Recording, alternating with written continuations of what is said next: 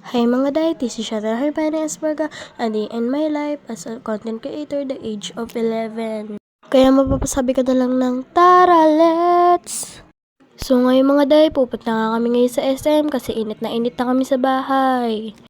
Yung time na nga dyan mga day, papunta ako ngayon sa tita ko dyan kasi sasabay ako sa kanya papuntang SM. Iniwan nga kasi ako nila mama at nauna na sila sa SM at ayan kasabay ko ang pinsan ko na cute. Andiyan na nga kami sa SM ng mga time ko ng tita dyan at inaantay ko na nga lang yung ibang tita, yung kapatid ko. At kasama ko na nga ninyo ng mga tita at mga kapatid ko. At ayan, naglaro muna kami sa Quantum.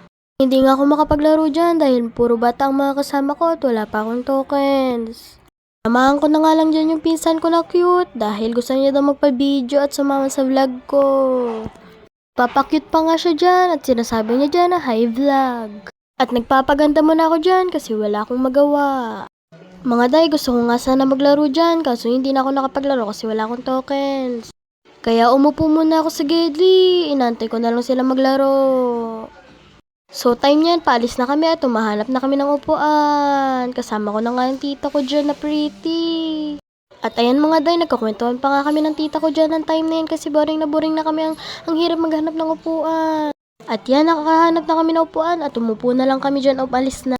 At kumain pa nga kami ng ice cream dyan. Ayun yung nanay ko, ang katabi ko at yung kapatid ko. Sarili ko nga lang dyan yung ice cream kaya solo na solo ko. Kulang pa nga charot. Puro ako salita dyan pero hindi nyo naman naririnig. Kasi pabebe lang ang taong to, charot. Inuubos ko na nga dyan yung pagkain ko dahil aalis na kami. Yung nanay ko at yung mga tita ko nagkukwentuhan pa niyan. Ang tagal nila, diba? Finlex ko muna yung mga lugar dahil nabuboring ako at wala akong magawa. Inaantay ko na lang sila matapos sa pag-uusap dahil ako dito ay tahimik lang. Uuwi na pala kami niyan. Hindi na nga pala ako nakapag-video dyan mga day dahil anong oras na no. 10:55 na pala ng time na yan at matutulog na rin ako. At hindi na ako nakapag-video niyan kaya hanggang dito na lang. Babush! Thank you for watching.